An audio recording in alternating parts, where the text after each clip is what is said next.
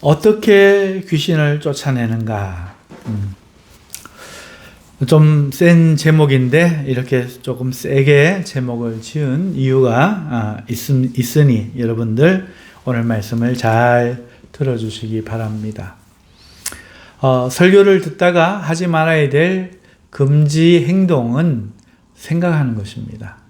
특별히 자기가 잘 알지 못하는 말씀을 들을 때에는 그 생각을 하는 사이에 설교는 앞에 나가고 그러고 보면은 아무것도 들리는 게 없게 되어버리거든요.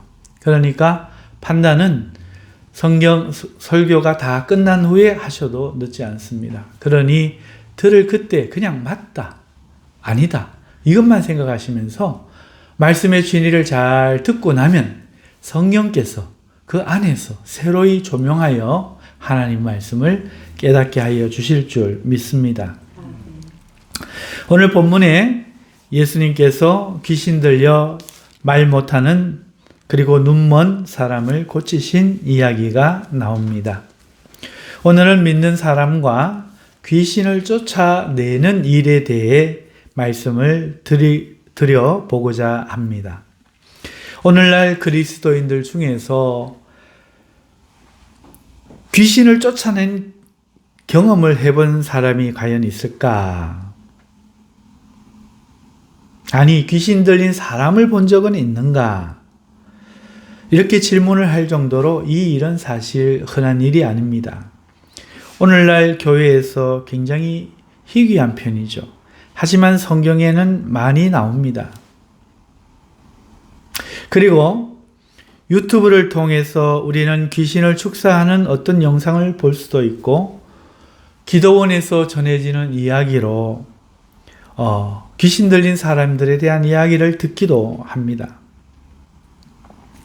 그런데 왜 오늘날 우리 한국 교회에서 이 귀신에 대한 이야기가 많이 사라졌을까? 그 이유는 어떤 것일까? 우리가 잘못하기 때문일까? 아니면 이게 정상적이기 때문에 그런 것일까? 여러분들 많은 생각이 드실 텐데요. 어쨌든 우리에게 오늘날 특히 대한민국 개혁교회 교단의 성도들에게 귀신 들림이나 축기는 상당히 낯선 것이 되었고 설교 시간이나 성경에만 접하는 것이 되었습니다. 심지어 어떤 성도들은 걱정을 해요. 자신의 몸에 귀신이 들어있는 거 아닌가 걱정하는 거예요. 의외로 많은 사람들이 걱정합니다. 왜 그런가 생각해보고 물어보면 이런 이유 때문입니다. 어떤 사람들이 믿는 사람들의 몸에도 귀신이 들어있다 이렇게 가르치고 말하는 사람들이 있다는 거죠. 그리고 이들의 말은 제법 설득력이 있습니다. 조상들의 죄가 있다는 거예요. 그 죄가 후손들에게 영향을 주고 있고 가문에 역사하는 귀신이 있어서 그런 이유로 성도가 하나님을 믿고 있는데도 가난하거나 돈이 새거나 가정에 불화가 있거나 건강에 이상이 있거나 이런 일들이 일어난다. 이거 해결해야 된다. 이렇게 말한다는 거죠. 조상부터 내려오는 이 죄를 회개하고 이 귀신의 역사를 그렇게 해서 끊어야 비로소 성도가 행복한 신앙생활을 할 수 있습니다. 이렇게 강력하게 주장합니다. 아멘이신가요? 자, 아멘 하셨어요. 참 과연 그럴까? 이 주장이 옳을까? 이렇게 주장하는 사람들이 있는가 하면 어떤 이들은 이 주장에 대해서 의문을 표하거나 반대합니다. 예수님을 모신 사람에게 어떻게 귀신이 있겠는가 하는 것이죠. 예수님은 귀신의 일을 멸하는 사람인데 귀신의 일을 멸하는 사람이 그 마음에 있는데 어떻게 멸하는 귀신이 동시에 같이 존재할 수 있는가? 나는 상식적으로 납득이 안 간다. 의문을 표하고 어떤 사람은 성경을 들어서 믿는 자의 몸이 성령의 전이라고 하나님이 말씀하셨는데 귀신이 들어있다는 이런 망발이 어찌민가? 하나님을 믿든지 귀신을 믿든지 둘 중에 하나만 믿어라. 호통치고 꾸짖습니다. 여러분 무엇이 맞나요? 여러분 이런 말에 대해서 귀신이 있다고 주장하는 사람들은 이렇게 이야기합니다. 눈에 안 보여도 여러분 이 예배당 안에 귀신이 있습니다. 심지어 예수님께서도 광야와 겟셋마네 동산에 계실 때 귀신이 역사한 것이 성경에 있지 않습니까? 베드로에게도 영향을 줬지 않습니까? 가룟 유다 안에 들어가 예수님을 팔게 했다고 성경이 말하고 있지 않습니까? 귀신은 성도들 곁에 그리고 성도들 몸속에도 있고 존재하고 역사합니다 라고 주장해요. 그들은 말하기를 성도가 죄를 지으면 그 죄를 틈타서 귀신이 사람의 몸이나 장기, 뼈에 털을 잡고 머물게 되는데 이것이 여러 가지 영향으로 나타나고 있고 그것이 당신이 예수님을 믿으면서도 이해할 수 없는 일들이 나타나는 이유입니다 라고 말해요. 그럴듯하시죠? 또한 조상으로부터 내려오는 죄가 있습니다. 우리 교회 성도들은 이 말하면 사실 웃어야 되죠. 왜요? 하이델베르크 다 공부했으니까요. 그렇지만 이들은 말합니다. 그 가문은 그 죄에 그래서 취약하고 그것에 역사하는 귀신의 영향 때문입니다. 말합니다. 그래서 이들은 그렇기 때문에 성도는 자신의 가문이나 자신의 죄를 직접 입으로 회개하는 게 중요합니다. 그저 저주를 끊고 귀신을 쫓아낼 때 비로소 해보지 못했던 하나님의 은혜와 축복을 경험하고 성도다운 성도가 될 수 있습니다. 이렇게 말하고 많은 사람들이 많은 목회자들이 배우려고 하는 그리고 즐겨 듣는 현상이 일어나고 있습니다. 참 그럴듯한 말입니다.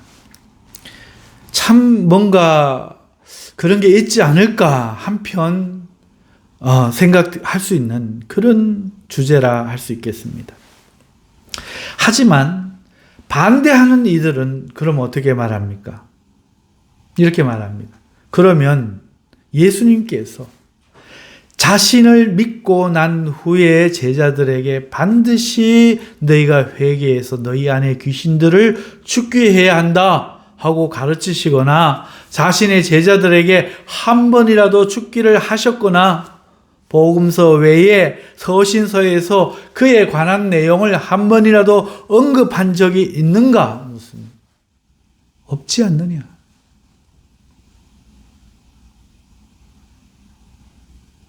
최근에 제가 알게 된 어떤 목사님은 성도의 몸에 귀신이 있다는 거예요. 가문에 역사하는 귀신이 있다는 거예요. 그래서 귀신이 있지만 회개하지 않아도 천국은 가지만 그 귀신이 자손에게 30%는 유전돼서 내려간다는 거예요. 이게 성경적이라고 하면서 성경을 들어서 주장하더라고요. 조상들의 우상 숭배와 여러 죄에 대한 회개를 하는 어떤 기도문이 있는데 이 기도문을 가지고 회개할 때 자신과 자신의 성도들에게 아주 놀라운 역사가 일어나더라는 거예요. 그리고 그렇게 기도하면은 귀신이 우리 장기나 어디에 몸에 붙어 있던 그것이 흔들려서 집안이 지지대가 약해졌을 때 비로소 귀신을 쫓아낼 수 있다. 이렇게 말을 합니다.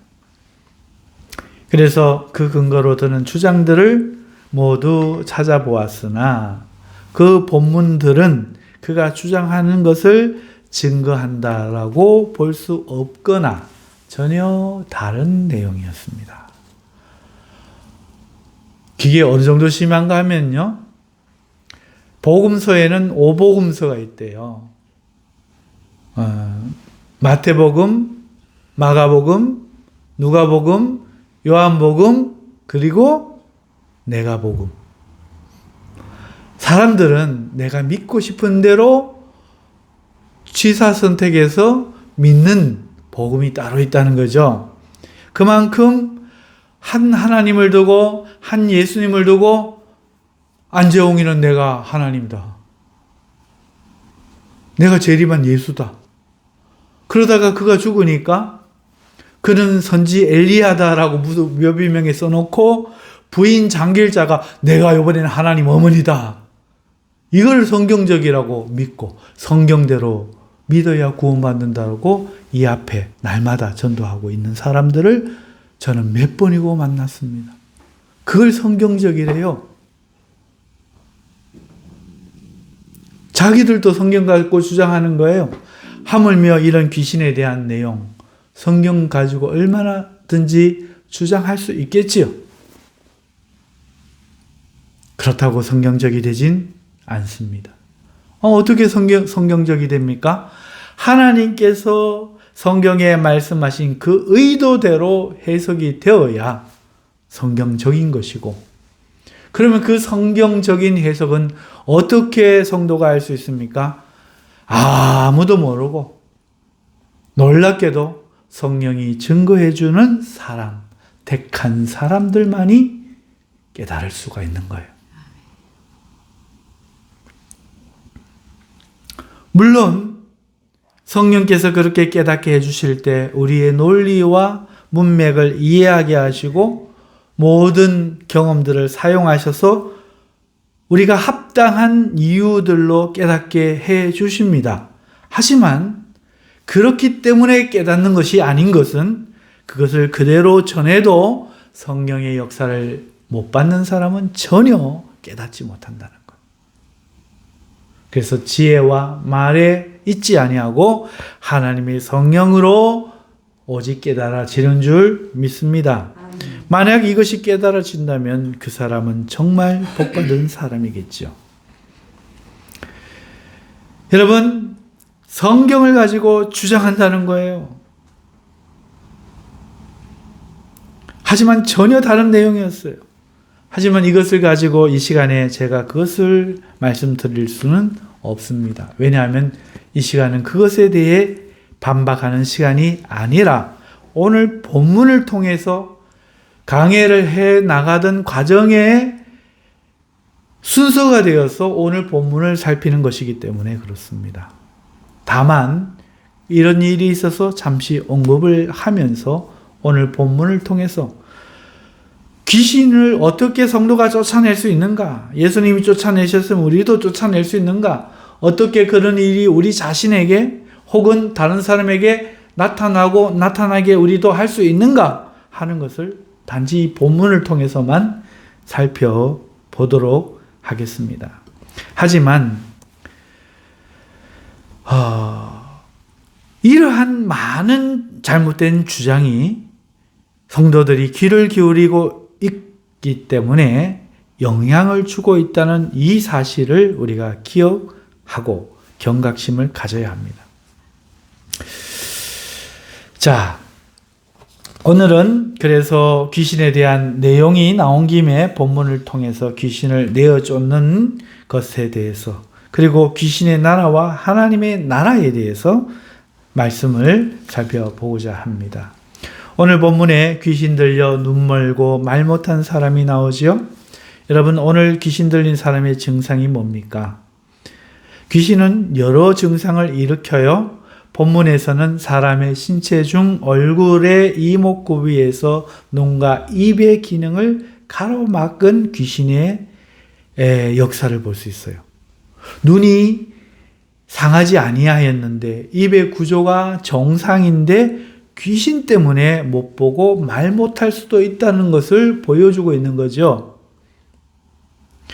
영이 육체를 지배할 수 있다는 겁니다. 이건 어려운 말이 아니죠. 우리가 신경을 많이 쓰면 위가 상해요. 신경을 많이 쓰고 스트레스를 받으면 장이 상합니다.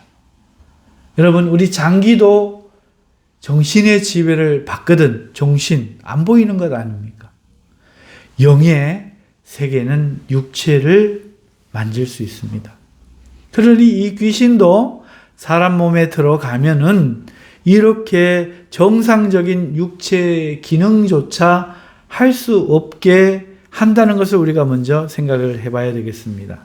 하지만 성경은 오늘 본문의 말씀뿐 아니라 다른 여러 모습들, 그러니까 귀신이 일으킨 일들을 보여주는데, 성경에 나오는 어떤 이는 간질병과 같은 증상을 보이기도 합니다.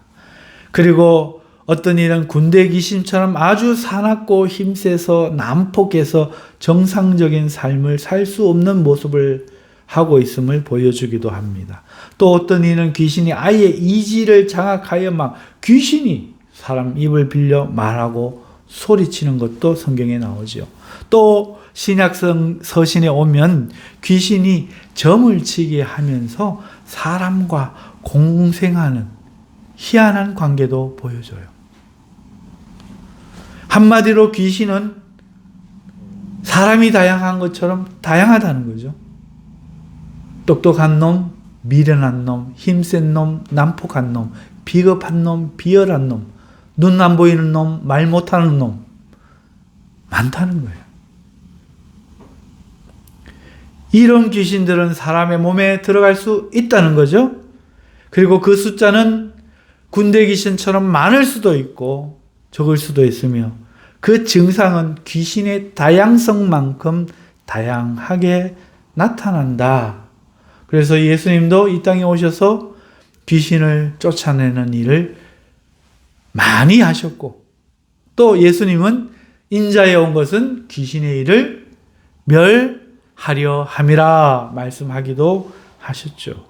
그리고 이 귀신은 태초부터 우리를 유혹하여 범죄하여 하나님으로부터 저주의 백성 되게 만든 우리의 철천지 원수요, 지금도 온 세상을 장악하고 하나님 없는 세상을 만들어 가려고 하는 사탄과 그의 졸개들이 그 귀신이라는 사실을 우리는 또 알고 있습니다.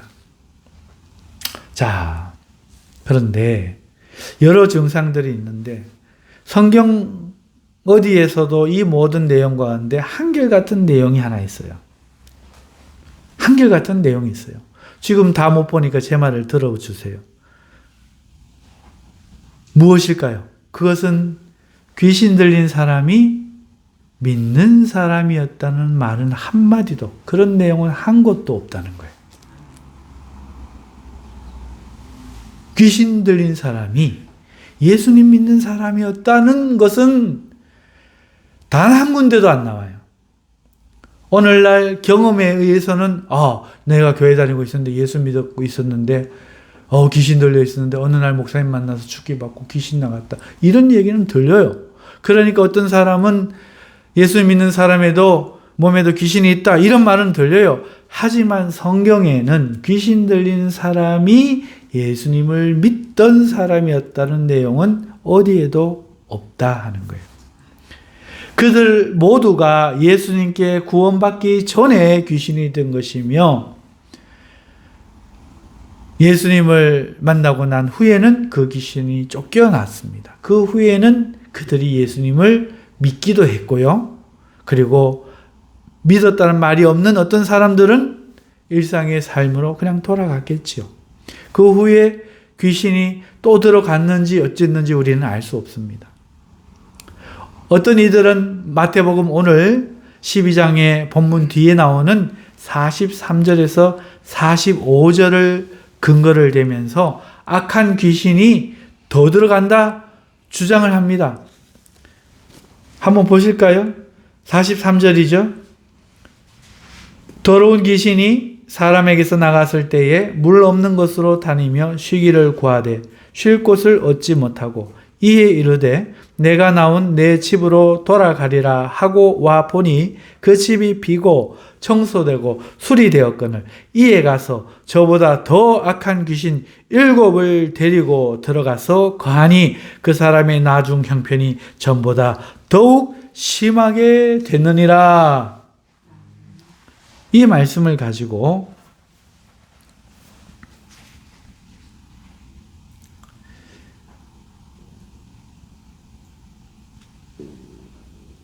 이런 일은 흔한 일이며 이렇기 때문에 반드시 귀신을 쫓아내는 일에 대해서 힘을 써야 된다 이렇게 말합니다. 하지만 이 본문은 그 다음 구절에서 나오듯이 그 말씀의 초점이 개인이나 성도에게 귀신이 들어있다는 것이 아니라 그 세대를 향해 있다는 것을 우리가 깨달아야 돼요. 45절 마지막에 보시죠. 형편이 더욱 심하게 되느니라 이 악한 세대가 또한 이렇게 되리라. 자 보세요. 이 말은 개인을 빌어서 뭔가 이야기를 하는 것 같지만 누구에게 하는 말입니까? 이 악한 세대. 누구예요? 지금 예수님 당시 그 세대들. 그 세대를 향해서 너희가 더 나빠지리라 이 이야기를 하고 있다는 것을 글을 읽는 우리는 글의 문맥을 놓치지 말아야 할 줄 믿습니다. 자, 그렇다면 설명을 해보자면 예수님께서 귀신을 오늘 본문에 쫓았잖아요. 그러자 바알세불을 힘입어 쫓아낸다고 비방하는 바리새인들에게 분쟁하는 나라는 서지 못하니 너희의 논리가 부당하고 내가 성령으로 귀신을 쫓아내는 것이면 하나님 나라가 이미 너희에게 임한 것이며 이 일은 강한 자가 그러니까 성령님이겠죠. 먼저 결박해야 누구를 악한 자를 결박해야 벌어지는 일로서 내가 비록 이렇게 결박했을지라도 너희 세대가 회개하지 않고 그렇게 대적하고 비방하고 그러면 나중에 더욱 나빠지지 아니하겠느냐 하는 경고의 말씀이잖아요. 문맥적으로. 이해가 확 되시죠? 이게 그 세대를 향한 말씀이지 개인에게 반드시 적용을 해야 될 말씀이라거나 믿는 자도 귀신이 있을 수 있다는 증거로 이 본문의 말씀을 쓰면 안 된다는 것이죠. 그런 일이 개인에게도 있을 수는 있으나 이 말씀이 보편적으로 적용해야 될 진리로 주는 말씀이 아니라 회개하지 않는 세대에게 내가 쫓아내어 주었다 할지라도 너희가 나를 주인으로 받아들이지 않으면 내가 가고 난 후에 너희의 상황이 지금보다 좋아지겠느냐? 주인이 없는 너희를 악한 귀신이 더 나쁘게 하겠느냐? 지금 묻고 있는 이런 아주 정상적인 말인데 자기가 들으려고 하는 말로 딱 듣는 순간에 이거는 막 새로운 학문이 되고 새로운 영적인 발견이 되고 하나님이 말씀하시려고 하는 의도와는 상관이 없는 신비의 말씀. 깨닫는 자는 깨달을지어다라고 자기들끼리 이야기하는 그런 말씀이 될 수가 있다는 것이죠. 이래서 성경을 우리가 성령님에 의해 바르게 깨닫는 것은 너무나 중요합니다. 다시 본문으로 돌아가서 예수님께서 귀신을 쫓아내자 그가 정상으로 돌아와 볼 수 있게 되고 말할 수 있게 되었다고 성경이 말하고 있습니다. 한편의 무리들은 이 일을 보고 놀라서 예수님이 다윗의 자손이 아닌가 말합니다. 곧 다윗의 자손이란 예언된 메시아 아닙니까? 구원자가 아닌가? 그거 아니면 어떻게 이렇게 할 수 있는가? 이렇게 하는데 이런 움직임을 본 바리새인들이 자기들이 선생님으로 추앙받다가 이걸 보고는 시견합니다. 그리고 예수님이 바알세불 곧 마귀의 왕을 힘입어 이런 일을 한다고 모함하는 장면이 오늘 본문에 나오죠. 이에 예수님께서 사탄이 어떻게 사탄을 제적할 수 있겠느냐? 그럴 수 없다. 그럼 어떻게 그 나라가 서겠느냐? 그렇지만 이 일이 성령을 힘입어 쫓아낸 낸 것이라면 생각해봐라. 너희가 그토록 고대하던 하나님의 나라가 이미 너희에게 임한 것이 아니냐? 너희가 하나님 나라를 그토록 고대한다고 하면서 어떻게 바알세불 취급을 하느냐? 그리고 내가 이 강한 자를 결박한 것이 아니겠느냐? 성령이 귀신보다 강하기 때문에 결박한 것이 아니겠느냐? 그런데 이런 하나님의 성령의 역사를 너희가 모독하고 그 죄를 어떻게 사함 받을 수 있겠느냐? 어찌하여 계속 모독하느냐? 물으시면서 뒤에 가면은 열매로 그 나무를 알 수 있다 말씀하시는 것이죠. 너희가 이렇게 하는 것은 너희가 독사의 자식들이기 때문에 너희 쌓은 악에서 악한 것을 낸다 말씀하고 있는 장면이 뒤에 나옵니다. 여기서 어떤 목사님이 독사라고 이야기하셨잖아요, 예수님이. 그러니까 성도에게 귀신이 있다고 주장하는 이 목사님은 그들 바리새인들 속에 사탄이 뱀의 모양으로 그들에게 들어가게 되는데 그 뱀들을 보고 예수님이 이렇게 말씀하시고 있다고 말하는 거예요. 예수님은 그냥 상징적으로 독사의 자식들아 이렇게 이야기한 게 아니고 실제로 그들의 몸속에 사탄은 뱀으로 변하여 뱀으로 들어가는데 그들의 몸속에 뱀이 있기 때문에 독사의 자식들이라 이야기했다고, 이걸 성경적 해석이라고 말씀을 하지만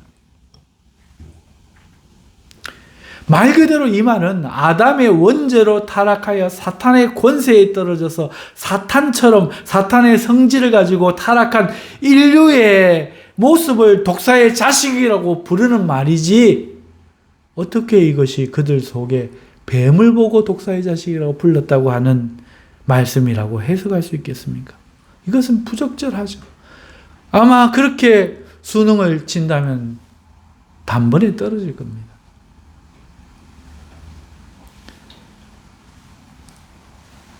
그리고 아까 설명했듯이 이런 예수님에게 대항하여 표적을 구하는 자들에게 요나의 표적과 남방 여왕이 이 세대 사람을 정죄할 것을 예언하시면서 더러운 귀신이 나갔다가 악한 일곱을 더 데리고 들어와 회개하지 않는 이 세대를 더 황폐하게 할 것이다 경고하는 말씀으로 끝나고 있다는 거죠.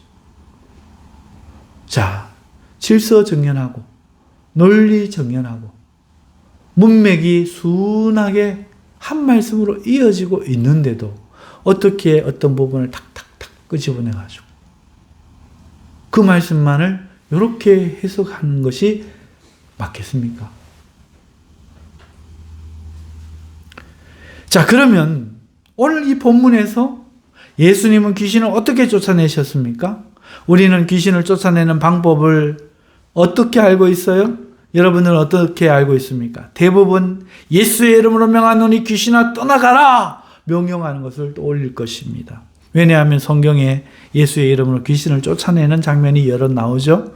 또 어떤 이는 귀신 들린 자를 붙고 예수의 이름으로 귀신이 나가게 하여 주시옵소서 간절히 기도하는 것을 생각할 것입니다.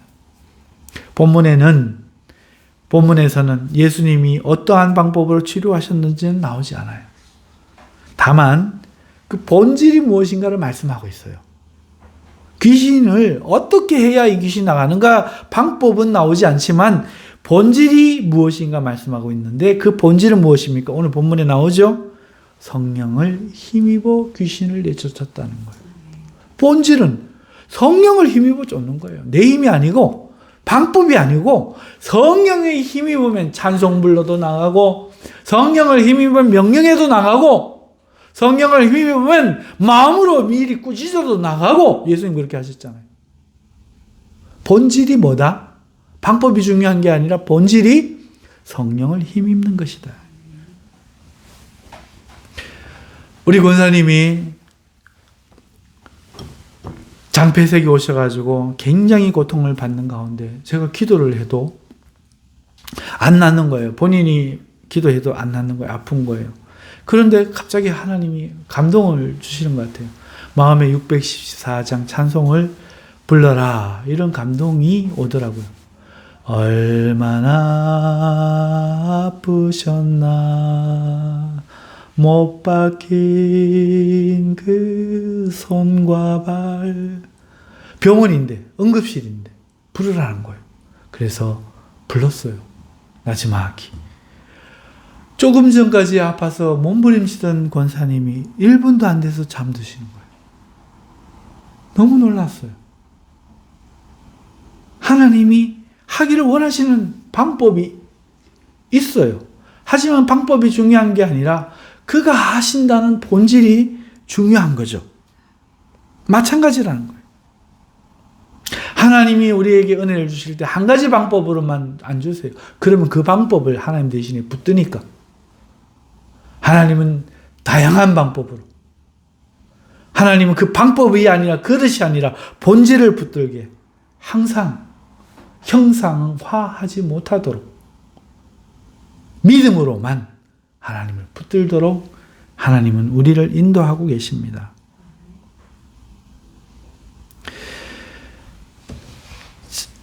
오늘 이 본문의 이 본질을 언급하는 것에서 우리는 한 가지 공식을 도출해낼 수 있어요. 왜? 우리는 머리를 가졌잖아요. 지성을 가졌잖아요. 자, 어떤 공식입니까? 예수의 이름으로 귀신 쫓아낼 수 있죠? 네, 알고 있으니까. 예수님의 이름으로 쫓아내는 것과 오늘 본문에는 본질이 뭐라고요? 성령을 힘입어 쫓는다는 거죠. 그러니까 예수님의 이름으로 쫓는 것과 성령을 힘입어 쫓는다는 것이 사실은 성경적으로 같은 말이다. 같은 뜻이라는 거죠. 예수님의 이름으로라는 것은 성령으로 예수의 이름으로 쫓아낸다는 것이죠. 예수의 이름은 성령의 힘입는 원천이고 근거가 된다는 거죠. 성령을 힘입어 행하는 것은 하나님 나라가 이미 너에게 임한 것이라는 주님의 말씀을 우리가 또 빌어올 때, 성령을 힘입는 것은 하나님이 나라가 임하는 것과 같은 것이구나. 예수님의 이름이 또한 하나님의 나라구나. 3단 논법으로 발전하겠죠. 그러니 하나님의 나라가 지금 사탄의 나라를 강하게 침공하여 결박하고 부수고 그 안에 사로잡힌 것들을 탈취하고 계시는구나. 우리가 신학적인 이해까지도 동일하게 연결되는 것입니다. 그렇지 않습니까?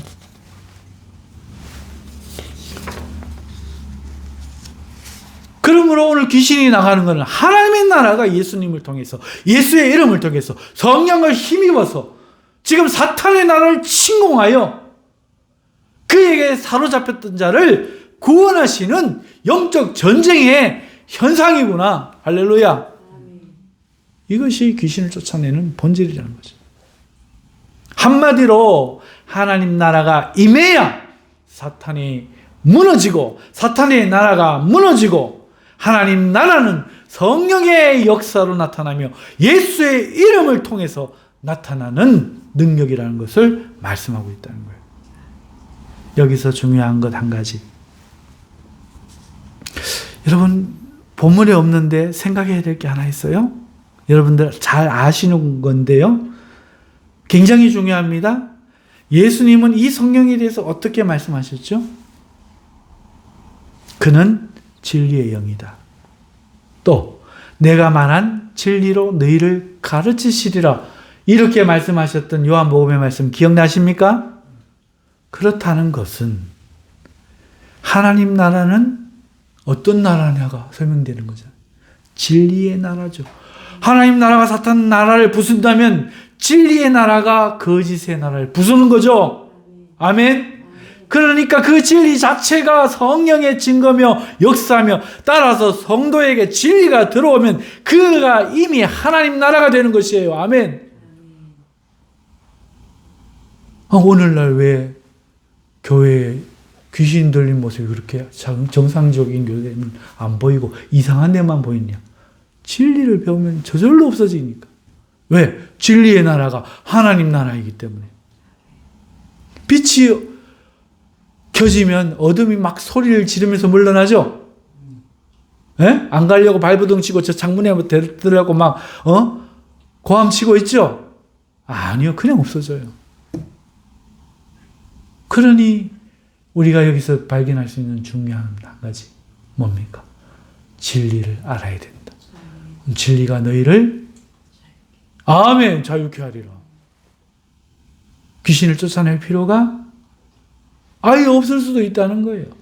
진리를 모르는 사람들에게나 귀신을 쫓아내고 그런다는 거죠.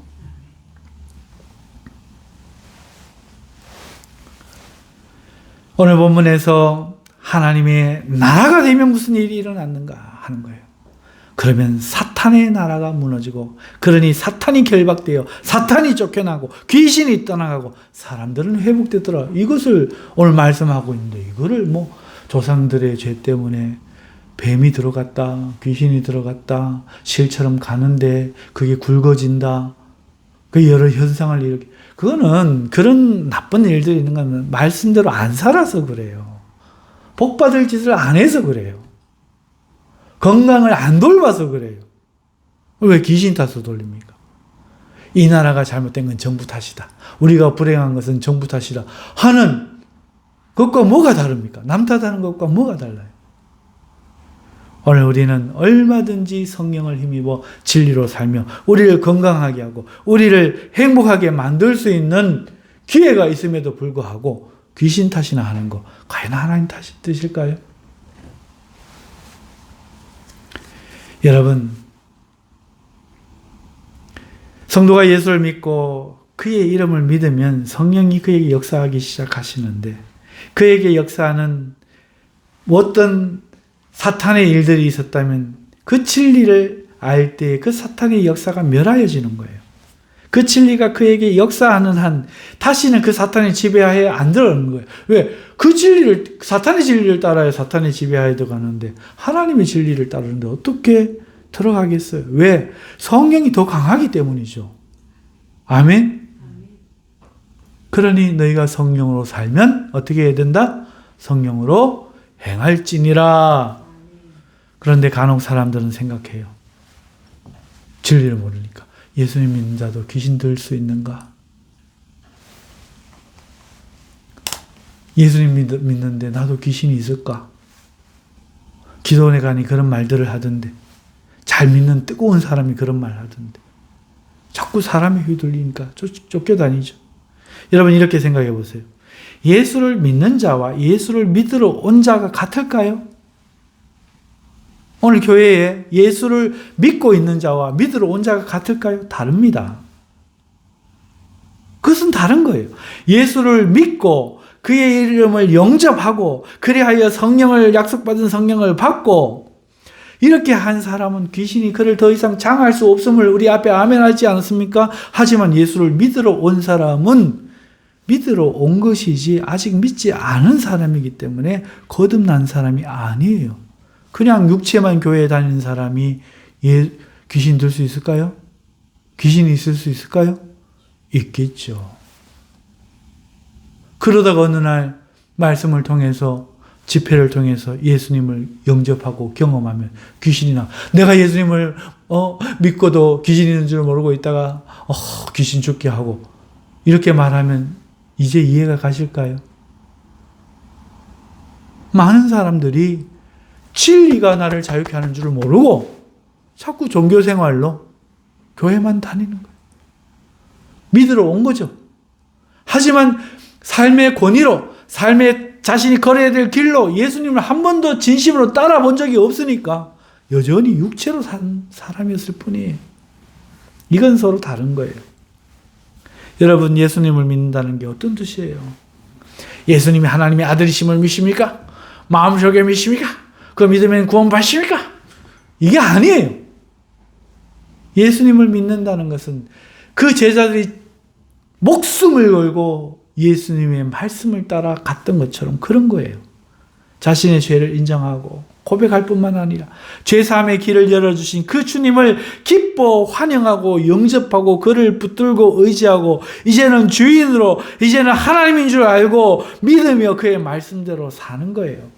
그렇게 살기 위한 그 노력에 있어 세상의 벗됨을 이제는 그냥 끊어버리고 벗어버리고 천성을 향한 여정을 이제는 씩씩하게 시작하는 겁니다. 이게 예수님 믿는 거잖아요. 앉아서 머리로 이해되시면 아멘, 아멘. 이게 아니에요. 내가 오늘 삶에서 살아가는 거예요. 내가 걷지 않으면, 살지 않으면 아무 필요 없는 거예요. 신앙은 몸으로 체득해서 성육신화 돼야 그게 살아있는 믿음이에요. 행함이 있는 믿음이에요. 사람을 살릴 수 있는 믿음이에요. 머리로만 이해하는 건 귀신도 해요. 그러나 귀신은 하나님 말씀대로 살지 않아요.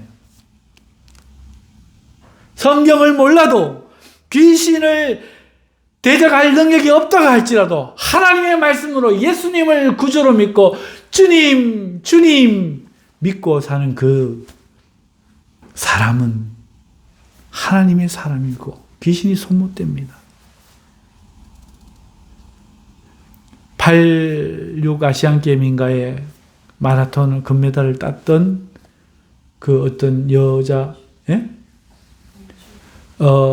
그 오빠인지 동생인지 누가 그랬더니 정상이 아니라서 동생의 이름인지 누구 딸 이름인지를 부르면서 누구 금메달, 하나님 누구 금메달. 그런 사람에게도 은혜는 충분한 겁니다. 머리만 굵어지고 커져가는 거. 그거 아무것도 아니에요. 단 하나님을 알아도, 예수님이라는 이름을 알아도 그가 하나님이고 나를 도울 수 있다는 것을, 구원할 수 있다는 걸 굳게 믿고 이것을 삶에서 실천하며 붙들고 부인하지 않고 가는 그 사람, 그게 진짜 믿음인 줄 믿습니다. 이 예수님을 믿는다는 거예요. 예수님을 믿고 예수님을 내가 살아가는 삶의 유일한 길로, 방편으로 결정하지 못하고 세상과 예수님을 사이를 왔다 갔다 하는 사람은 믿으려 하는 사람이지 믿는 사람이 아닙니다. 이런 사람은 귀신의 역사를 받을 수 있습니다. 심하면 귀신이 들을 수도 있습니다.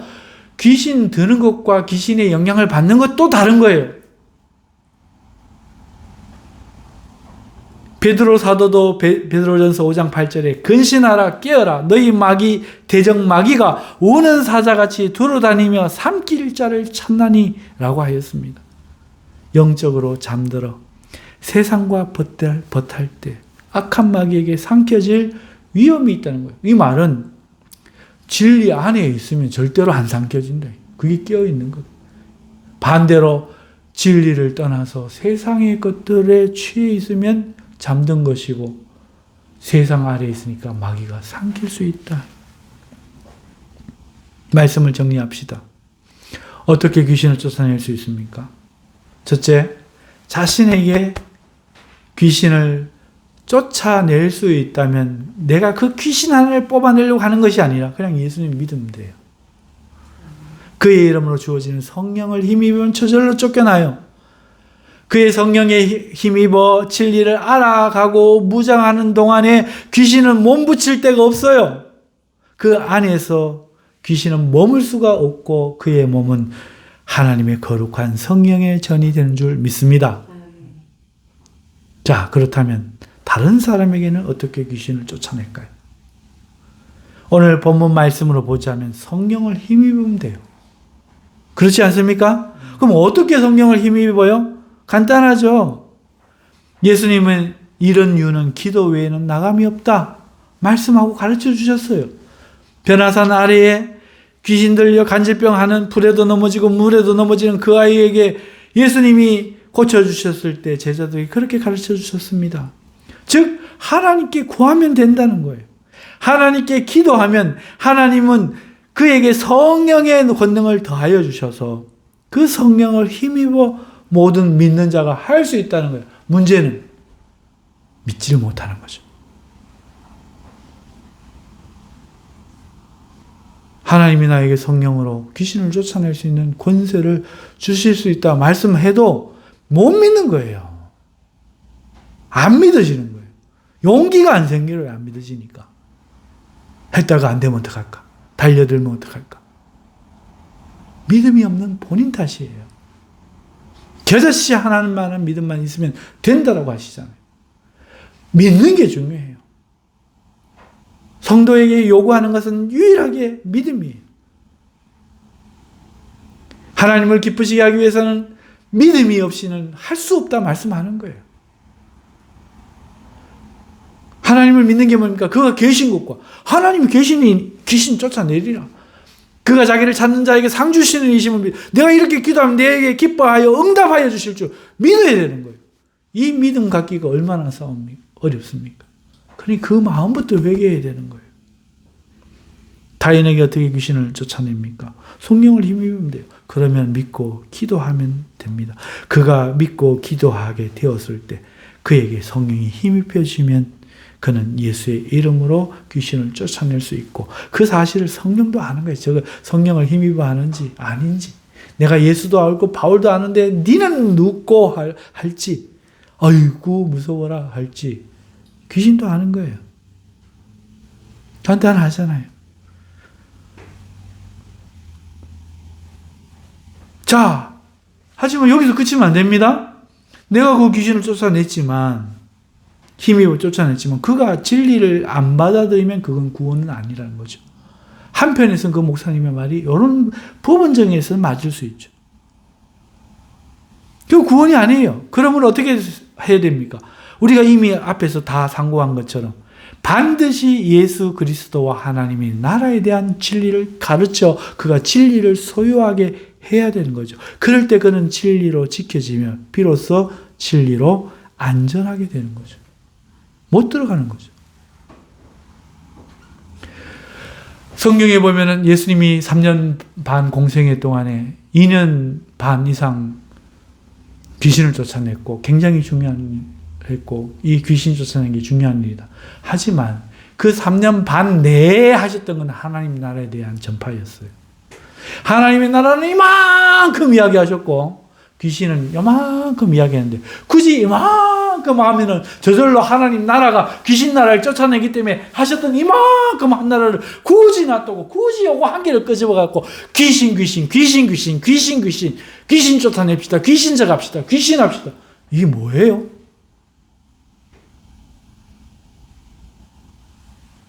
얼마나 이 시대가 빈곤해지고 영적으로 가난해졌는지 이걸 구별을 못하더라는 거예요.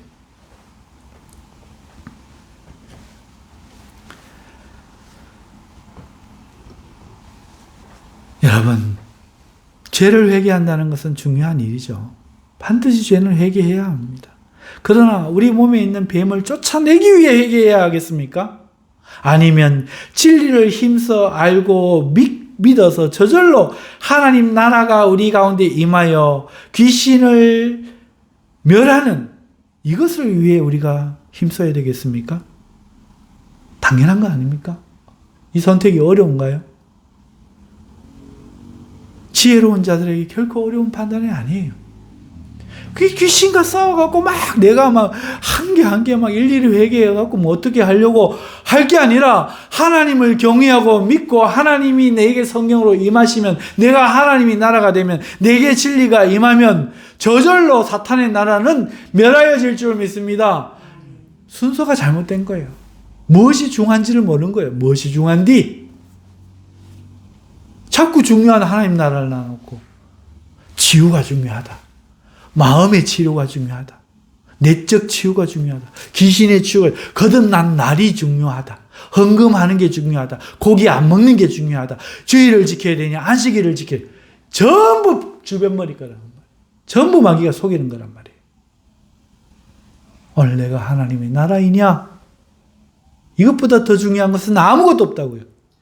예수님도 처음부터 회개하라 천국 하나님의 나라가 가까이 왔느니라 말씀하셨는데도 굳이 그 성경을 들고 가서 귀신 쫓는 이야기로 예수님을 전락시키는 그러한 사람들을 제가 어떻게 판단해야 되겠습니까?